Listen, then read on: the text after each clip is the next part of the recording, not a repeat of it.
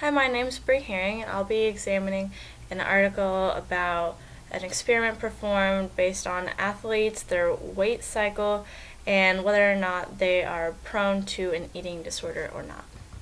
So there are a lot of benefits that come with exercising, some more physical, others more psychological. However, there are negative aspects to over-exercising, which could create eating disorders, especially those that are athletes. However, the extent of this issue is unknown.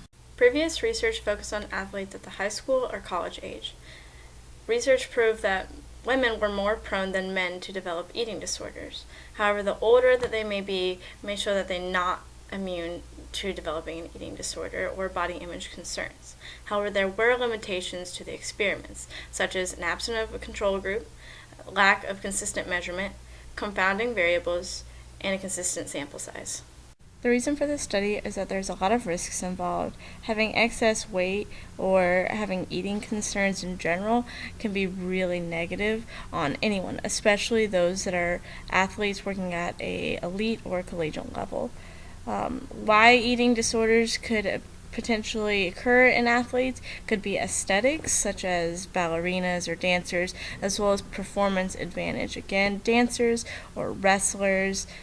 The method used by Michaela Kieran at Yale University was a questionnaire placed in the Runner's World magazine, April 1987 edition.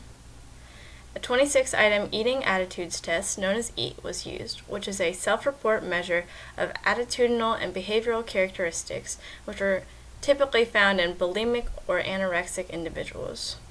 There was a 6-point scale, 1 being always and 6 being never. On a weekly mileage, weight cycling history, and BMI were the other categories that were examined. A multivariate analysis was used to analyze the results. Continuous measurements of EAT scores, weekly mileage, and weight cycling history were continued throughout the course of the experiment. The results were examined in 3 portions. The first took participants and divided them into 2 groups, those with symptomatic EAT scores and those with normal scores. Second, the individuals were put into high mileage runner groups. Males were based off of whether or not they ran more or less than 45 miles a week. For females, it was more or less than 40 miles a week. These results were similar to past studies. Third was the weight cycling groups. These included the non-cyclers, the infrequent cyclers, and the cyclers. These charts model the results gathered from the experiment. The logistic regression analysis revealed that there was an association between mileage and symptomatic EAT scores. The younger the individual, the higher the probability of them having symptomatic EAT scores. The weight cycling status was also analyzed. Cyclers versus non-cyclers had a 3-to-1 ratio. Cyclers versus infrequent cyclers had a 1-to-7 ratio. Infrequent cyclers versus non-cyclers had a 1-to-8 ratio. There was a significant relation for men, however, not for women. And higher mileage runners were greater than moderate mileage runners in their potential to have eating disorders. The discussion portion of this article focuses on the association between the levels of exercise and the presence of excessive weight control issues. It's considered an exploratory study with self-selected subjects as well as self-selected readers, making it an inaccurate representation of the population.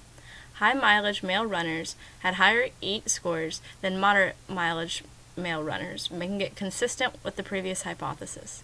Females had symptomatic EAT scores were equivalent to the females that had normal scores. In conclusion, more research is needed. There were inaccurate variables as well as changing variables, such as pregnancy, age, injuries, and seasonal changes. If this experiment were to be repeated, I would specifically select the participants at a college or elite level. I would also select a seasonal variation, one during the winter and one during the summer, to account for those variations. And then I would look at the demographics, such as location, do one in 2 different states.